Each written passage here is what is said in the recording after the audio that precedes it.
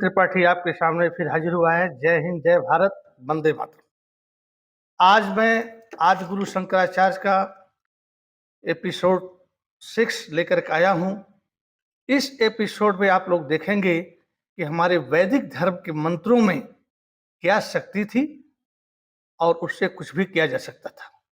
छोटा सा एक इंट्रोडक्शन दे रहा हूँ मैं आपको। हमारे ऋषियों के पास कोई वेदशालाएं नहीं थी, नक्षत्रशालाएं नहीं थी, लेकिन वो जंगलों में रह करके अपने तीव्र बुद्धि से, तीव्र ज्ञान से इस ब्रह्मांड से सूरज की गति, दूरी, चंद्रमा की, बृहस्पति, जितने नवग्रह हैं सबका उन्होंने हमारे वेदों में वर्णन कर दिया है।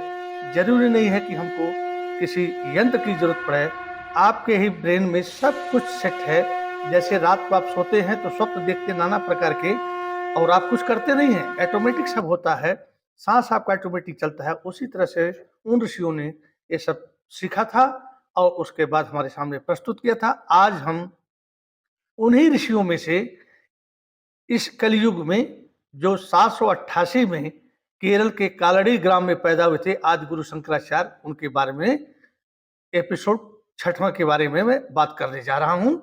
जब पिछले आपने वीडियो में देखा होगा कि मंडल मिश्र की पत्नी अभय भारती से काम शास्त्र के बारे में जब उन्होंने प्रश्न पूछा तो ये हारे तो नहीं थे, पर उन्होंने कहा कि माता मुझे 1 महीने का समय दीजिए, अब फिर मैं आपके प्रश्नों का उत्तर दूंगा। यहां तक मैंने आपको बताया था। आगे चलते हैं। जब अभय भारती या मंडल मिश्र के घर से ये चलते हैं तो रास्ते में सोचते हुए चलते हैं कि मैं कैसे जो है काम कलाओं को सीखूं, किस किस हिस्से में स्त्री की काम जागृत होती है, कौन कौन से अदाएं करके पुरुष को मोहित करती हैं, क्योंकि स्त्री एक माया है, अब पुरुष जो है एक प्रकार से जड़ है और वो माया चंचल है। माया तू ठगनी मैं जानी, या कबीरदास ने भी कहा है। तो नारी जो है एक माया है, तो उसका ज्ञान कैसे होगा, कौन मुझे ज्ञान देगा, क्योंकि आपको कोई भी ज्ञान लेने के लिए विद्यालय में जाना पड़ता है। तो नारी की कलाओं के बारे में किसी नारी से संपर्क करना पड़ेगा। हम तो आजीवन ब्रह्मचारी हैं, यही सोच रहे थे। तो उनके शिष्यों ने पूछा कि गुरुदेव आप बड़ा गंभीर हैं, कुछ खास मनन कर रहे हैं, क्या बात है? तो कहते कि देखो, मुझे मंडल मिश्र की पत्नी ने आप लोग के सामने ही ऐसे प्रश्न किए जिसका मैं जवाब नहीं दे सका, और 1 महीने का मैं समय लिया हूँ, तो मुझे नारी के पास जाना ही पड़ेगा, मुझे सीखना पड़ेगा। लेकिन मैं नारी के पास इस शरीर के साथ तो जा नहीं सकता हूँ। तो मैं ये सोच रहा हूँ कि मैं अपनी आत्मा को निकाल करके, अपने प्राण को निकाल करके किसी मृत शरीर में प्रवेश करूं, जिसको बोलते हैं पर काया प्रवेश। पर माने अलग, काया माने शरीर, प्रवेश करना, किसी दूसरे की शरीर में प्रवेश करना, लेकिन जब वो मर चुका हो, और मरने का भी एक टाइम होता है। यही सोच रहे थे और फिर अपनी दिव्य दृष्टि से देखते हैं कि किताबों में, मोबाइलों में, पिक्चरों में 3 जगह आया है दोस्तों। तीनों का मैं नाम बता देता हूँ। एक जगह आता है कि काशी नरेश मर गए। एक जगह आता है कि एक राजा थे, उनको सांप काट लिया, वो भी मर गए। और एक राजा थे जिनका जो है राज्य तो नहीं पता मेरे को, लेकिन वो जंगल में शिकार करने गए। उन राजा का मैं चित्र आपको दिखा रहा हूँ, और उस राजा का नाम है अमरुक राजा। और नशे में जाता है जंगल में शिकार करने, उसके मंत्री वगैरह सब मना करते हैं कि मत जाइए, अरण्य में मत जाइए, लेकिन वो नहीं मानता है। और शेर सामने दिखाई देता है और ये नशे में से धुत रहता है। उसका अभी वीडियो आप देखिएगा। कहता है मैं इस हाथों से स्त्रियों को बस में कर लेता हूँ। तो शेर की क्या बात है, तुम शेर हो तो हम भी सिंह हैं, ये कहता है। उसके बाद जाता है, शेर उसको मार देता है। जब ध्यान लगाते हैं तो जो भी है, चाहे वो काशी नरेश हो, चाहे अमरुक राजा हो, चाहे दूसरे राजा का सांप काटा है, ये तुरंत अपने शिष्यों से कहते कि देखो मुझे एक मृत शरीर मिल गया है और मैं जो है उस शरीर में प्रवेश करने जा रहा हूँ। मेरे मृतक शरीर को हमारे जो शिष्य हैं,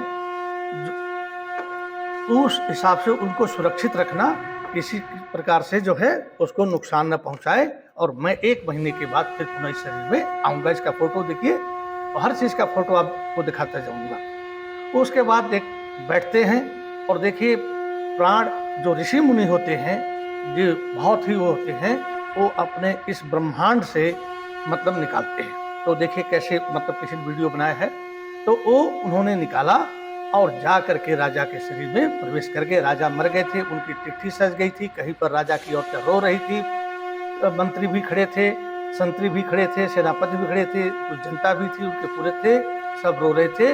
लेकिन जैसे ही आदि गुरु शंकराचार्य की आत्मा उसमें प्रवेश करती है, राजा उड़ जाते हैं मुस्कुराते हुए, क्योंकि राजा तो मर चुके हैं। अब इनको ये होता है, खुशी होती कि मैं इस शरीर में प्रवेश कर गया, और उठ जाते हैं। उसके बाद अब इनका जो है दोस्तों हाव भाव, राजा चाहे अमरूक हो चाहे वो राजा हो, मतलब वो जो भी राजा थे वो बड़े विलासी थे। और ये तो संत की आत्मा थी, खान पान बदल गया, वो मीट मछली मदिरा खाते थे, ये अपना सात्विक खाना खाते थे। वो जनता के पास दर्शन के लिए नहीं जाते थे, जनता की समस्याएं नहीं सुनते थे, ये जनता की समस्याएं सुनते हैं। उसके बाद नारियों के बीच में रहते थे, सीख रहे थे, लेकिन वो हरकत नहीं करते थे जो राजा पहले वाला करता था। तो आप लोग जानते ही हैं, राजा कोई भी हो, लेकिन राज्य तभी बढ़िया चलता है जब उसका मंत्री बुद्धिमान हो। मंत्री की बहुत, इसीलिए मंत्री परिषद होती है जो राजा को सलाह देती है, और राज्य वही आगे बढ़ता है जो राजा मंत्री परिषद की सलाह को मानता है। पर ये राजा तो मानता नहीं था। प्रधानमंत्री कहते थे कि जनता बड़ी त्रस्त है, आप जरा दर्शन दीजिए, उनकी समस्याएं सुनिए। तो राजा खुद कहता था, अरे मैं तो खुद ही बहुत त्रस्त हूँ, मैं दुखी हूँ, मेरी सुंदरियां कहाँ हैं, मैं पीता हूँ, सो जाता हूँ, सुंदरियों को नहीं देख पाता हूँ, अभी मुझे आलिंगन करना है, क्या करना है। राजा का जो है यही था, मतलब ईट ड्रिंक बी मेरी, ईट ड्रिंक हैप्पी बी मेरी, वाला खाओ पियो और मस्त रहो, उसका राजा का ही था। अब मंत्री तो इतना मूर्ख होता नहीं है। अब मंत्री ने सोचा कि पहले राजा जो था वो ऐशो आराम में था, जनता को दर्शन नहीं देता था। ये राजा जनता को दर्शन भी देते हैं, उनकी समस्याएं भी सुनते हैं, हमारी बातें भी सुनते हैं, रानियों का भी ख्याल रखते हैं, सात्विक भोजन करते हैं। तो एक काशी नरेश के बारे में हुआ था। तो काशी तो आप जानते ही हैं, बनारस नगरी जो काशी है, एक से एक महात्मा होते हैं, एक से एक तांत्रिक होते हैं। शमशान घाट वहीं पर, हमारे हिंदुस्तान का सबसे बड़ा मर्कंटिका घाट हरिश्चंद्र घाट। तो उन्होंने गेस लगाया कि इस राजा के शरीर में किसी संत की एक अच्छी आत्मा प्रवेश कर गई है। ये सब वीडियो आप देखते जाइएगा, मैं उस बीच में जोड़ता जाऊंगा। और यदि ये राजा हमारे पास परमानेंट रह जाए, हमेशा रह जाए, तो हमारे राज्य का, हम लोग का, सबका कल्याण होगा। पर इस राजा को थोड़ी भी भनक नहीं लगनी चाहिए कि मैं इसको पहचानता हूं, क्योंकि मंत्री और सेनापति दोनों देखते हैं इसके पुराने करतूत का मैं फोटो दिखा रहा हूं कि वो क्या क्या हरकत करता था और आज इस समय क्या हरकत हो रहा है। तो इनको डाउट हो गया कि एक हो न हो कोई एक अच्छी आत्मा राजा के शरीर में प्रवेश कर गई है, क्योंकि राजा तो मर चुका था, फिर मरने के बाद राजा जगता है उस समय के बाद।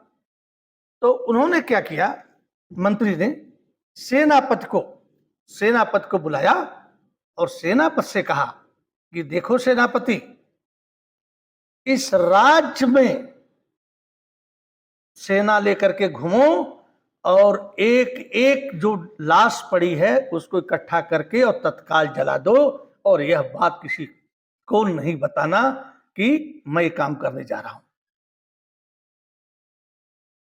क्योंकि सेनापति जो है कहते हैं ठीक है सर, हम जाते हैं, ढूंढते हैं। फिर मैंने कुछ लोग का वीडियो भी देखा है, किताब भी पढ़ी है, तो मैं आपको किताब के जरिए ले चलता हूं।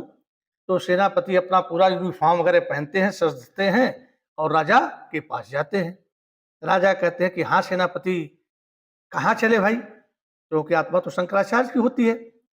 तो कहते हैं कि महामंत्री ने कहा है कि इस राज्य में जो भी मुर्दा मिले उसको जो है आप जो है जला दीजिए। अब जो है शंकराचार्य जी को मतलब घबराहट होती है कि मेरा शरीर है, सेना जाएगी, हमारे शिष्य कैसी रक्षा कर पाएंगे? जबरदस्ती ले जाएंगे, आग में चिता जलाने का राजा का आदेश है। उसी समय राज्य में एक आदमी मरा रहता है, उसकी 2 पत्नियां हैं, उसका भी वीडियो देखियो। यहाँ तक कि कोई भी उसकी लाश को जलाने के लिए तैयार नहीं हो रहा है, धन खर्च करने के लिए तैयार नहीं हो रहा है। किसी को 9 लाख का हार दिया है, किसी को भी 9 लाख का हार दिया है। जब ये जिंदा था तो सोना पहन करके घूमता था, लेकिन मर गया तो इसके सारे मतलब जो मतलब गहने उसको बोलते हैं, मतलब जो पहना था वो सब औरतों ने उतार दिया, और एक छोटा सा बच्चा रो रहा है, उसका भी वीडियो देखिए। तो जब इनके पूरे जो है क्या कहते हैं सेना के साथ ये भ्रमण करने लगे, तो ये झगड़ा देखे तो कहे कि नहीं, तुम लोग को चिंता करने की बात नहीं है, इसका दाह संस्कार हम करेंगे, क्योंकि महामंत्री ने सेनापति को कहा था। उसके बाद जो है उठाते हैं, उसका करते, ढूंढते जाते हैं। एक जगह देखते हैं कि शंकराचार्य के शिष्य गुफा के बाहर बैठे हुए हैं। तो कहते हैं अंदर कौन है? कहते हैं हमारे गुरुदेव हैं। बोला यह कौन? ये तो लेटे हुए हैं, क्या कर रहे हैं? तो एक उसमें से एक सिपाही कहता क्या ये 100 आसन किए हुए हैं? तो इनका एक शिष्य कहता कि हाँ, ये 100 आसन में लेटे हुए हैं। अरे वाह रे, आप लोग तो राजा के सैनिक हैं, आप लोग तो 100 आसन के बारे में जानते हैं। सिपाही बड़ा प्रसन्न होता है कि मैं तो विद्वान हूँ। कहते अरे हम सब जानते हैं। उसके बाद वो चले जाते हैं। इसी में एक कपालिक होता है जो शंकराचार्य को आए समय पर डिस्टर्ब करता रहता है, लेकिन वो डिस्टर्ब नहीं करता है, वो परीक्षा लेता है, दुनिया को दिखाना चाहता है, इनको जो है सबसे बड़े पोस्ट पर बैठाना चाहता है। लेकिन जब तक आप किसी सोने को आग में तपाएंगे नहीं तो पिघलेगा नहीं, और पिघलेगा नहीं तो आपकी अंगूठी या कोई भी आर्गन्स मतलब बन नहीं सकते हैं। तो ये कर रहा था। तो उसके बाद कपाली भी चाह रहा था कि ये जल जाएं, देखें कहाँ तक करते हैं। तो उसके बाद ये वापस आता है। शंकराचार्य जी राजमहल में जो राजा अमरुक ही कह लीजिए लेट करके और अपने जो ही आत्मा को निकाल देते हैं, और अपनी आत्मा को निकालने के बाद दोस्तों सीधे अपने शरीर में प्रवेश कर जाते हैं, और प्रवेश करने के बाद फिर उठ बैठते हैं। और जैसे इन्होंने जिन जिन रानियों से जो जो कलाएं सीखी थी, वो कलाओं का भी मैं कुछ थोड़ा सा वीडियो या ऐसे फोटो रखा हूं, दिखा रहा हूं, उसको देखते जाइएगा। क्योंकि ये गए ही थे सीखने के लिए, तो इन्होंने पूरा सीखा जितना मंडल मिश्र की औरत ने प्रश्न किया था अभय भारती ने। सीखने के बाद फिर ये जो है जाते हैं मंडल मिश्र के घर। फिर अभय भारती से शास्त्रार्थ होता है। उस शास्त्रार्थ में क्या होना है, जो उन्होंने प्रश्न पूछा था वो पूरा जवाब दे देते हैं। जवाब देने के बाद ये विजय को प्राप्त करते हैं, और मंडल मिश्र जो है संन्यास ग्रहण करते हैं और इनके शिष्य हो जाते हैं। असुरेश्वर नाम से ये प्रसिद्ध होते हैं और कई मंदिरों का निर्माण करते हैं। जीव और ब्रह्म दोस्तों एक ही है। जैसे दर्पण हमारे सामने ऐसे बड़े बड़े चाहे छोटे छोटे दर्पण रखे हों, और मैं खड़ा हूं और उसमें सब में मेरी छाया जाती है, लेकिन खड़ा तो मैं अकेला ही हूं ना, लेकिन अलग अलग मेरा प्रतिबिंब दिखाई देता है। उसी तरह से परम सत्ता एक ही है, और उसमें जो है हर जीवों में, हर पौधों में, हर जगह मतलब हमारा जो है पर ब्रह्म जो है, जो महान शक्तिशाली है, वह सब में निवास करता है, कोई चीज अलग नहीं है। तो इसी के साथ दोस्तों मैं अपना वीडियो समाप्त कर रहा हूं। आप लोगों ने बहुत अच्छा देखा है, इसके लिए मैं कोटि कोटि आप लोगों को नमस्कार कर रहा हूं। इसको देखिए परकाया प्रवेश कैसे किया जाता है और कैसे कैसे है।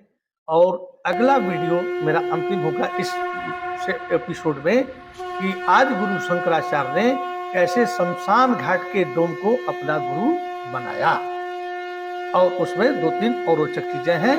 तो आप लोग जो थोड़ा 2 एपिसोड नहीं देख पाए हैं या उस पर लाइक सब्सक्राइब नहीं कर पाए हैं, जरा कर दीजिएगा। इसी के साथ जय हिंद, जय भारत, वंदे मातरम। थैंक यू दोस्तों, जय हिंद।